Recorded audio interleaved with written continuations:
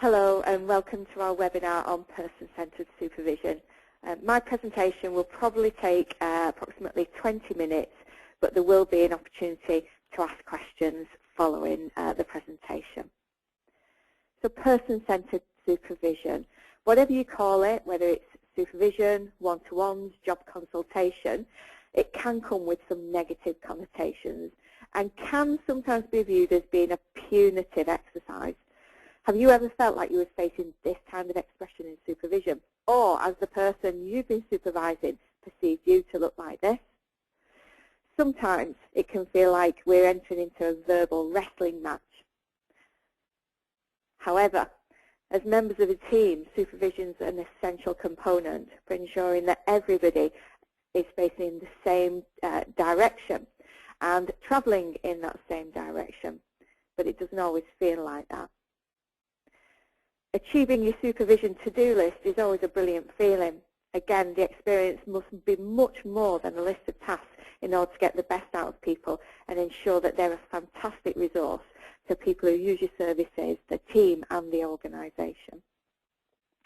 However, supervision might feel like this, where you're taken care of, nurtured and developed. Perhaps this image would suggest a bit more than you need and you're getting over-supported. Who knows? Person-centred approach to supervision focuses on there being opportunities for appreciation and feedback, reflection on progress and learning, and an opportunity for shared problem solving. Nancy Klein, who wrote A Time to Think, described a thinking environment as a set of 10 conditions under which human beings can think for themselves with rigour, imagination, courage and grace. Surely supervision at its best has to be a thinking environment. This is how Nancy describes those 10 components. Attention is about listening to one another with respect and interest. Equality is about treating each other, regardless of hierarchy or role, as thinking peers and making sure that we're given equal turns and attention and keeping to agreements. Appreciation is about practicing a 5-to-1 ratio of appreciation to criticism. And I must admit there have been times when in certain supervisions I found that really hard to achieve or even to come close to.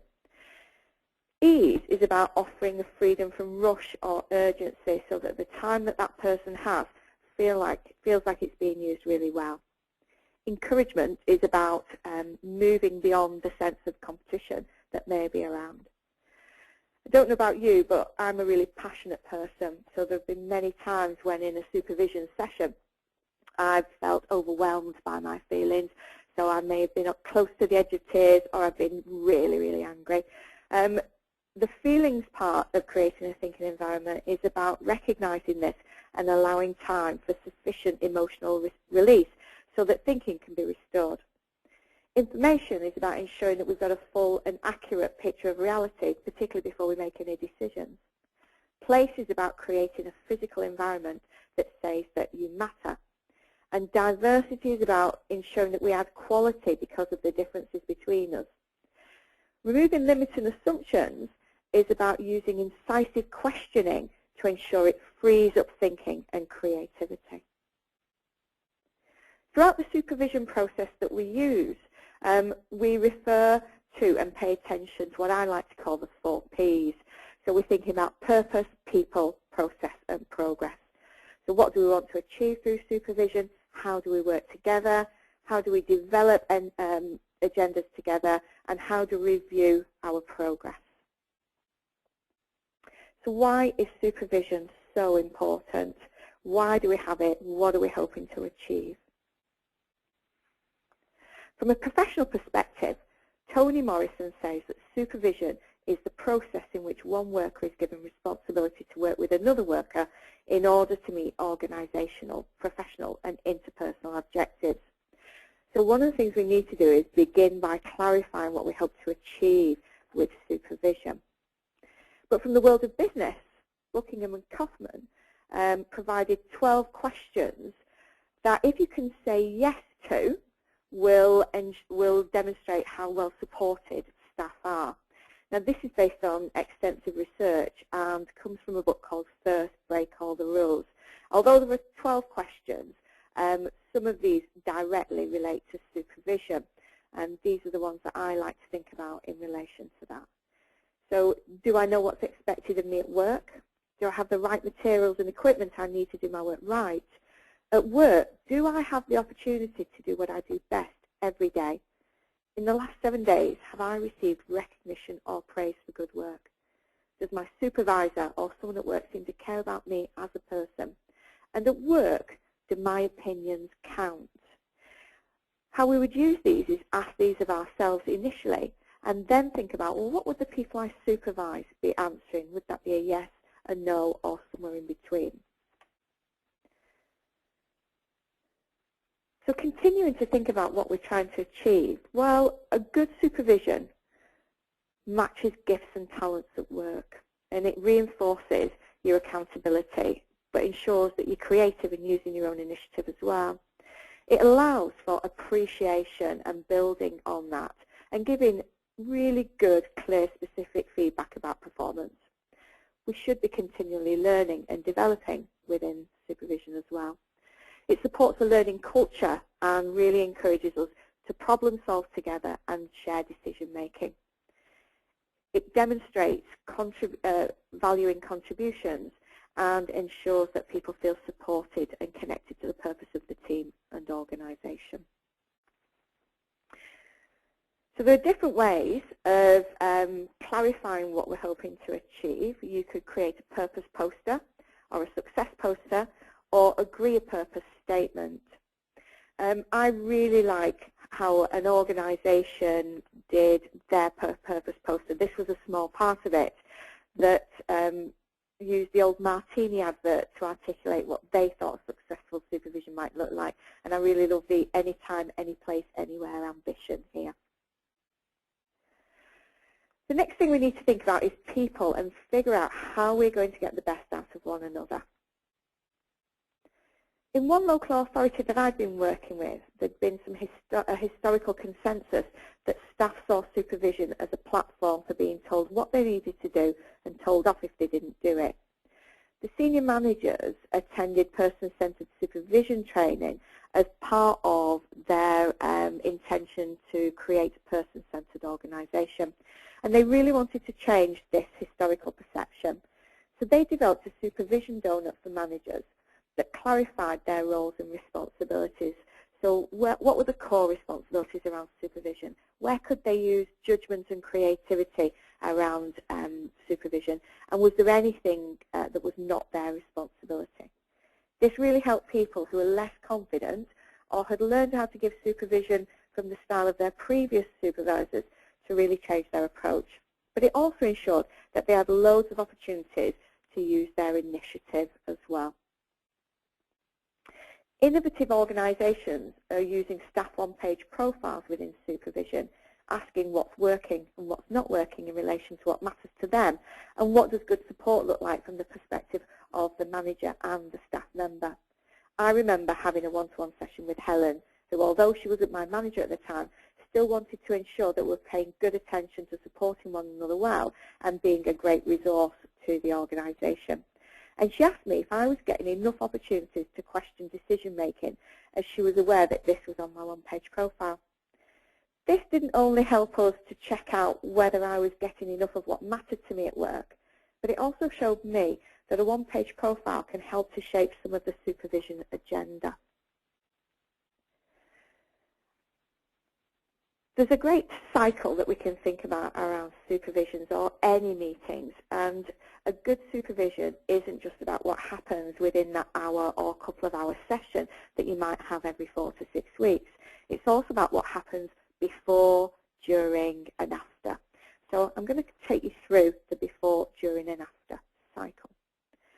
So before, we need to think about what is the purpose, how do we work together, what are our roles and responsibilities, what's the agenda and what do we hope to achieve together, and how do we prepare. During, we would begin by hearing from one another in an opening round. We would review the agenda, which would be co-created. We would record actions, issues and decisions, and we would do process checks to check out that the process is working for us. Towards the end of the supervision, we clarify who's going to do what by when and evaluate how the meeting has gone for us. After the supervision, we're thinking about communicating the outcomes, implementing the actions, following up on progress, and crucially, planning our next supervision meeting. The next P is process. So what is the process that we're going to use and how do we record actions and decisions? So those of you who are familiar with positive and productive meetings will recognize the flow of this process. And that's because after developing positive and productive meetings, we quickly realized that a similar approach would work brilliantly for supervision also. I'll take you through the 6 stages. So the first stage is we would begin with an opening round where if I was supervising you, I'd be saying, tell me something that's gone well for you from work and home. When I hear about work, I'm gathering great information. When I hear about home, I'm learning about you as a person, not just as a worker. I would then make sure that I appreciate something that I've seen or heard about you from a work perspective as well. So start by giving you great appreciation. When I do this, I'm really clear that this is recent, specific, and above all, genuine. We then spend some time co-creating the agenda, so figuring out what items you've brought and what items I've brought, and sorting out what's information and what do we need to spend time discussing or making decisions about. We then make sure that we allocate time to each of these so that we are pacing ourselves well and not overfilling the agenda. So items for information we might go through first, giving ourselves a good enough amount of time to think about items that require good discussion and decision and that would cover areas such as our responsibilities, performance, support and learning. We would agree what actions have come up from the discussions and be really smart about that by saying who's going to do what and by when. And then we finish with a closing round of appreciation, checking out what we've most appreciated about our time together within this supervision. This helps us to learn about what's gone well so that we can build on this and use more of it in future supervisions as well. So that's how we would structure the process, but within the supervision, particularly when we're using the decision and discussion items, we can use some of the person-centered thinking coaching tools to explore some of those agenda items. This person-centered thinking coaching tool is called the Circle of Influence, and in the Habits of Highly Effective Staff, it tells us that we need to embed person-centered thinking into work as usual if we're going to create person-centered organizations. Using your naturally occurring opportunities such as supervision and team meetings really helps with this. This coaching tool can be used within supervision to help when someone is struggling with an issue or is feeling overwhelmed or lacks confidence in an area of work. Another of the coaching tools is Comfort, Stretch and Panic, and I was really impressed to hear that in Hull this tool is being used in the return to work supervision following a long absence or a period of illness. And the member of staff and the manager sit down and fill this form in to explore what support they need in order to return to work in a staged and supported way. Other person-centered thinking tools can be used also within the body of the supervision, such as working, not working, and 4+1. And it's really useful to model the tools within supervision so that people then go and do that within their work as well. We might also use the 4+1 to figure out what's working and not working about supervision and develop that too.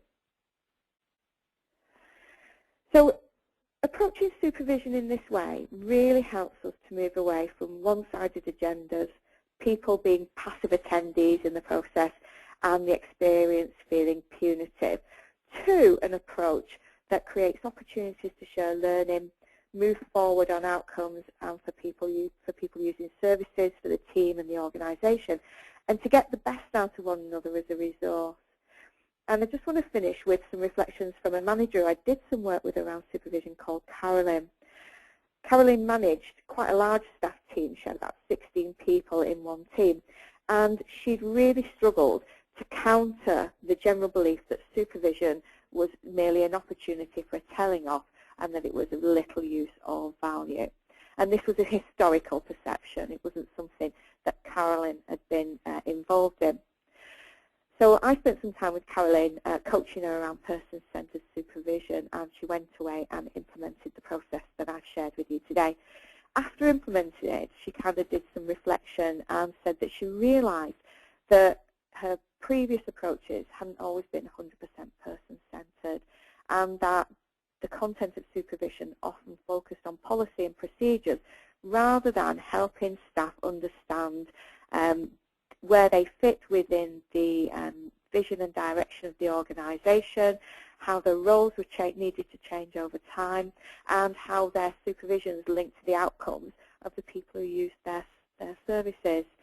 And she said that after she'd started to use person-centered supervision, she felt much more confident to help them move forward within the personalisation agenda, and said it was really great to be able to say to staff, what do you want to get out of supervision?